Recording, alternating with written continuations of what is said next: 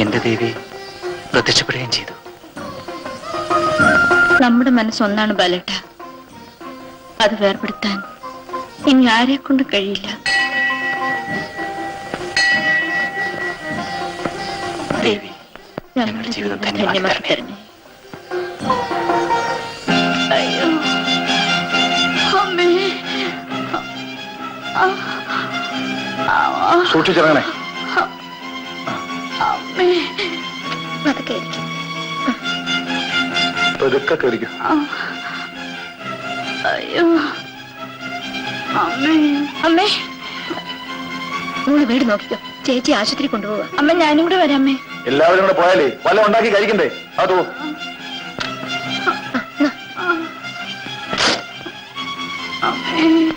ആ പോവാ.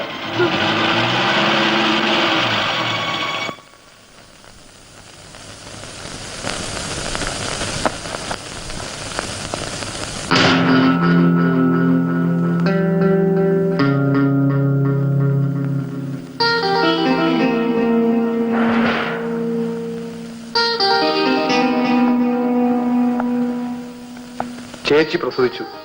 ആൺകുട്ടിയാ. ആശുപത്രിയിലേക്ക് കൊണ്ടുപോകാൻ ചോറും കറി എടുത്തു വെച്ചിട്ടുണ്ട്. ആ ഞാൻ ആകെപ്പാടെ വേർത്ത് മാറിയിരിക്കുക. ഒന്ന് കുളിച്ചിട്ട് വന്നേ.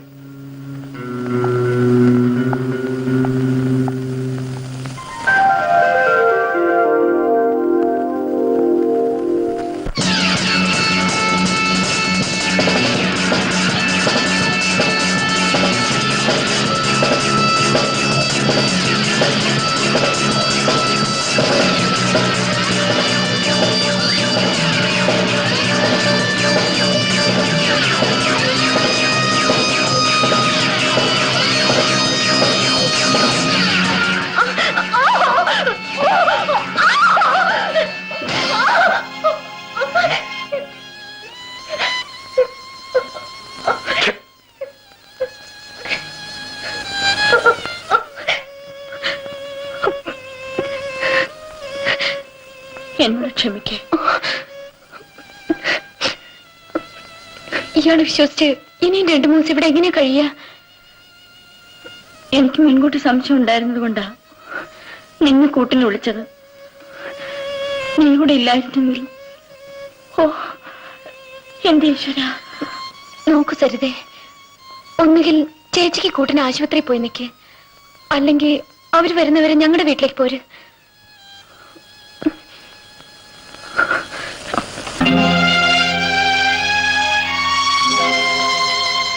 ഇനി ഇവിടെയുള്ള ജീവിതം എനിക്ക് വേണ്ട. അമ്മ വന്നില്ലെങ്കിലും ഞാൻ പോകും. അല്ല നീ ഇവിടെ വന്ന് നിൽക്കുകയാണോ? ഒന്ന് പറഞ്ഞിട്ട് വരാമായിരുന്നില്ലേ? നിന്നെ ഞാൻ എവിടൊക്കെ അന്വേഷിച്ചെന്നറിയാം. എന്താ ചന്ദ്ര ഇതൊക്കെ? മനുഷ്യരായ കുറച്ചൊക്കെ ബോധം വേണ്ടേ? ആ എന്താ, എന്തു പറ്റി? നിനക്കൊന്നും അറിയില്ലേ? ആ അങ്ങനെ ഒരു അബദ്ധം പറ്റി. അതിനിപ്പോ ചാകാൻ പറ്റുമോ? പറയുമ്പോ എളുപ്പമാ, പക്ഷെ തകരുന്നത് ഒരു ജീവിതമാ. അവളുടെ ചേട്ടനും അച്ഛനും എല്ലാം നീയാ. ആ നീ ഇങ്ങനെ ആയാലോ? അമ്മ എന്താ തീരുമാനിക്കുന്നത്? മോളെ സരള ഇതൊന്നും അറിയണ്ട. നിങ്ങൾ 2 പേരും എന്റെ വയറ്റിൽ ജനിച്ചു പോയില്ലേ? ഉടനെ പോയാൽ അവൾക്ക് എന്തെങ്കിലും സംശയം തോന്നും. ഏതായാലും ഈ ആശുപത്രി വിട്ട് വീട്ടിൽ ചെല്ലട്ടെ. എന്നിട്ട് നമുക്ക് ആലോചിച്ച് എന്തെങ്കിലും ചെയ്യാം, കേട്ടോ? ഏതായാലും അവരുടെ മനസ്സ് 2 ഒന്നായി കഴിഞ്ഞു. പിന്നെ എന്തിനാ ഇത് വെച്ച് നീട്ടിക്കൊണ്ടു പോകുന്നത്? നിങ്ങൾ എപ്പോ പറഞ്ഞാലും ഞങ്ങൾ തയ്യാറാ. ചന്ദ്രശേഖരന് ഇക്കാര്യത്തിൽ താല്പര്യമില്ലെന്നാണ് അറിഞ്ഞത്. ആരുടെ താല്പര്യവും ഇനി നമുക്ക് നോക്കേണ്ട ആവശ്യമില്ല. അവരൊരുമിച്ച് ജീവിക്കാൻ തീരുമാനിച്ച സ്ഥിതിക്ക് ഇതങ്ങ് നടത്താം. ബാലൻ ഇവിടെ, അവനോടും കൂടി ഒന്ന് ചോദിച്ചിട്ട് തീയതി നിശ്ചയിച്ച് കളയാം. ബാലേട്ടന്റെ ഈ ഫോട്ടോ ഞാൻ എടുക്കും. എനിക്ക് എപ്പോഴും ബാലേട്ടനെ കണ്ടോണ്ടിരിക്കണം. ബാലേട്ടൻ ഇനി എപ്പോഴാ ഞങ്ങളുടെ വീട്ടിലേക്ക് വരിക? എന്താ ഒന്നും മിണ്ടാത്തത്? നീ എന്നോട് യാത്ര പറയാൻ തുടങ്ങി. മിണ്ടാതിരുന്ന് കേൾക്കാനല്ലേ എനിക്ക് കഴിയൂ. ക്ഷണിക്കാതെ കടന്നു വന്ന അതിഥി വിരുന്നിന് മുമ്പ് പിരിഞ്ഞു പോകുന്നു. ബാലേട്ടൻ എന്തിനാ വിഷമിക്കുന്നത്? എന്നെ വേദനിപ്പിക്കാനാണോ നീ സ്നേഹമൊന്നും പറഞ്ഞു വന്നത്? ഇല്ല ബാലേട്ട, ഒരിക്കലും ഞാനത് ചെയ്യില്ല. ഞങ്ങൾ ഇവിടം വിട്ടു പോകുന്ന എന്തിനെന്ന് എനിക്ക് പറയാൻ കഴിയുന്നില്ലല്ലോ. മോനെ, നിങ്ങളുടെ കല്യാണം എത്രയും വേഗം നടത്തണമെന്നും പറഞ്ഞാ മാധവിയമ്മ വന്നിരിക്കുന്നത്. കല്യാണമൊക്കെ എനിക്കൊരു ജോലി കിട്ടി കഴിഞ്ഞിട്ട് മതി. അപ്പോഴേക്ക് മൂത്ത് നരച്ചൊന്നു വരും. ആ, നമ്മൾ നാളെ പോകുന്ന കാര്യം ബാലനോട് പറഞ്ഞു. എന്നാ ബാല, നമുക്ക് പുറപ്പെടാം. ചന്ദ്രൻ വരേണ്ട സമയമായി. നിങ്ങൾ തമ്മിലുള്ള പിണക്കവും തീർത്ത് നമുക്ക് ഈ കല്യാണക്കാര്യം സംസാരിക്കാം. ഞാൻ പറഞ്ഞോ, ചേട്ടൻ എന്നോട് വെറുപ്പാണ്. അതൊക്കെ നിന്റെ തോന്നല. മോൻ പുറപ്പെട. ചെല്ലു മോനെ, എന്നായാലും നിങ്ങൾ ഒന്നിക്കേണ്ടവരല്ലേ. മോനെ, അങ്കിളിനെ മനസ്സിലായടാ? അങ്കിളല്ല, കൊച്ചച്ചൻ. മോനെ മോനെ ചന്ദ്രനെ ഇനി കണ്ടില്ലല്ലോ. വരേണ്ട സമയമായി. മോനെ എഞ്ചിര കുട്ട, മോനെ മോനെ മോനെ എന്തിനാ മോനെ? എടീ, ആര് പറഞ്ഞത് ഈ പൊട്ടക്കന്റെ കയ്യിൽ എന്റെ കുഞ്ഞിനെ കൊടുക്കാൻ? ചേട്ടാ, എന്റെ കുഞ്ഞിനെ ഗുരുടനാക്കാനായിരിക്കും.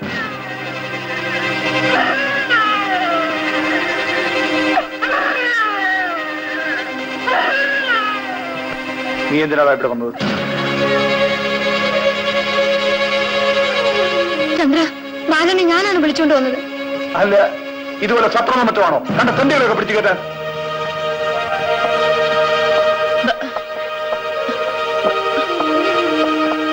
ചേട്ടാ, ഇത് ചേട്ടന്റെ വീട് തന്നെയാണ് എന്ന് വെച്ച് മറ്റുള്ള ഒരു മനുഷ്യനാണെന്ന് കരുതണം. എന്റെ സംസ്കാരം ഇത്രയ്ക്കേ ഉള്ളൂ. ഇഷ്ടമില്ലാത്തവർക്ക് ഇറങ്ങി പോകാം. ഇതിലും വലിയ സംസ്കാരം നിങ്ങൾ കണ്ടവളാണ് ഞാൻ. അത് എന്നെ കൊണ്ട് പറയിപ്പിക്കാതിരിക്കുന്ന നല്ലത്. സരിതേ, നീ ഇനി ഒന്നും മിണ്ടരുത്. വയ്യമ്മേ, ഇനി സഹിക്കാൻ വയ്യ. ഇതിനേക്കാൾ ഭേദം നിങ്ങൾക്ക് എന്നെ കൊന്നുകൂടെ?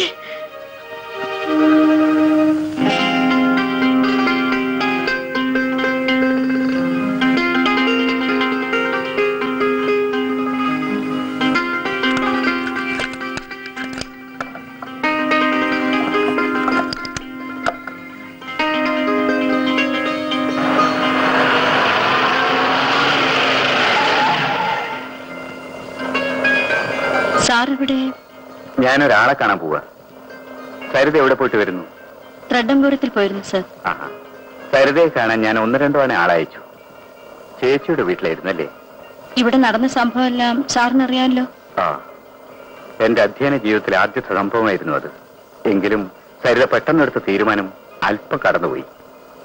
സരിത ഒരു കാര്യം ചെയ്യും, സൗകര്യം കിട്ടുമ്പോൾ വീട്ടിലേക്ക് വരും. ചില പ്രധാന കാര്യങ്ങൾ സംസാരിക്കാനുണ്ട്. ശരി, ഓക്കെ, താങ്ക്സ്. പോവാ.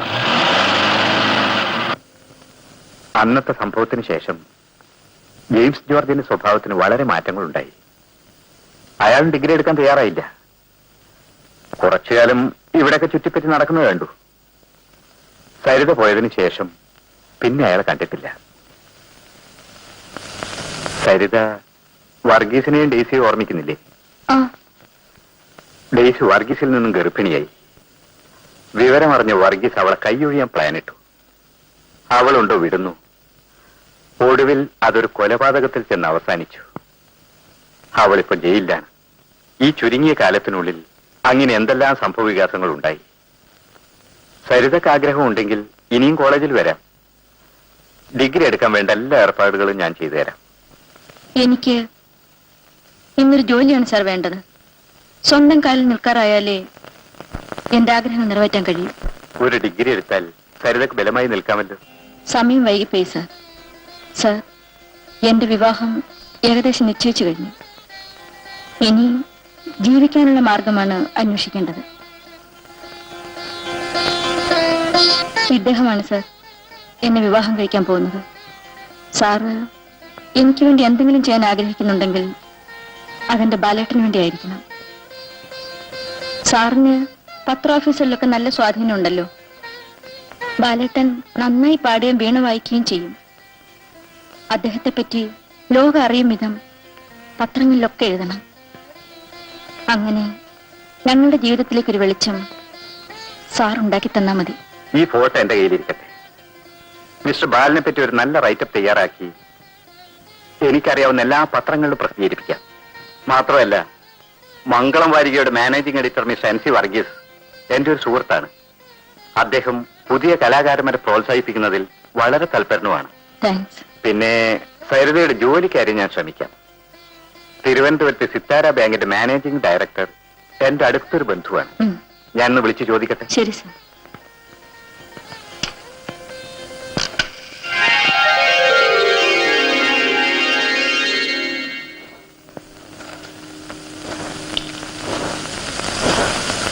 എന്താ മോളെ, ആരുടെ കത്താ?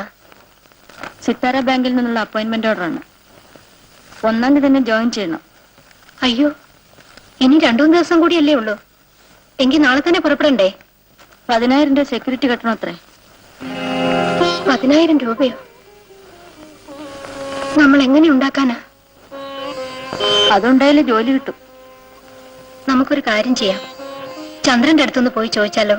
വേണ്ടമ്മേ, ഇനി അവിടെ പോകാൻ എനിക്ക് കഴിയില്ല. നടന്നതെല്ലാം മനസ്സിൽ വെച്ചോണ്ടിരുന്നാൽ എങ്ങനെയാ? അത്യാവശ്യത്തിന് നമ്മളെ സഹായിക്കാൻ വേറെ ആരാ ഉള്ളത്? എനിക്ക് ജോലി കിട്ടിയില്ലെങ്കിലും വിഷമമില്ല. അങ്ങനെ അടുത്ത് കൈ നീട്ടാൻ എനിക്ക് വയ്യ. നീ ഇങ്ങനെ വാശി പിടിക്കല്ലേ മോളെ. ബാലനെ ഓർത്തെങ്കിലും ഞാൻ പറയുന്ന ഒന്ന് കേക്ക്. ജോലിയും തൊഴിലും ഇല്ലാതെ നിങ്ങൾ കല്യാണം കഴിച്ച് എങ്ങനെ ജീവിക്കാനാ? നീ ഒരുങ്ങ. അമ്മ വളരെ നിർബന്ധിച്ചുകൊണ്ടാ വീണ്ടും ചന്ദ്രേട്ടന്റെ അടുത്ത് പോയത്. പണം കിട്ടുമെന്നുള്ള പ്രതീക്ഷയില്ലായിരുന്നു. അമ്മ വിവരം പറഞ്ഞപ്പോൾ ഒരു മടിയില്ലാതെ ചേട്ടൻ സമ്മതിച്ചു. മാത്രമല്ല, നമ്മുടെ വിവാഹം ഇനിയും നീട്ടിക്കൊണ്ടു പോകണ്ടെന്നാ ചേട്ടന്റെ അഭിപ്രായം. ഓണത്തിന് മുമ്പ് തന്നെ ആവണമെന്നാണ്. സരിത ഒറ്റയ്ക്ക് തിരുവനന്തപുരത്തേക്ക് പോവോ? ബാലേട്ടന് കൂട്ടുവരാൻ പറ്റില്ലല്ലോ.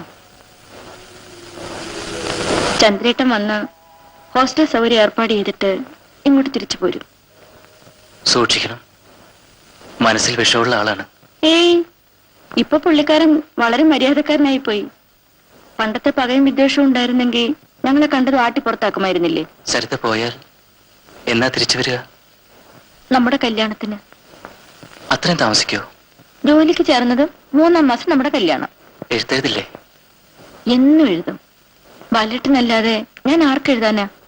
സരിതയുടെ എഴുത്ത് മാത്രമായിരിക്കും എനിക്കൊരാശ്വാസം. സരിതയില്ലാതെ എനിക്കിനി ജീവിക്കാൻ കഴിയില്ല. സരിതയില്ലെങ്കിൽ ഞാനിനി ജീവിക്കില്ല. എന്താ ബാലേട്ട, അങ്ങനെയൊന്നും പറയരുത്. ബാലേട്ടൻ എന്നെ വിശ്വാസമില്ലേ? എനിക്കെന്തോ പേടി തോന്നുന്നു. ഈ ലോകത്തിന്റെ കറുപ്പും മനുഷ്യ മനസ്സിന്റെ കറുപ്പും കാണാൻ ദൈവം എനിക്ക് കാഴ്ച തന്നില്ലല്ലോ.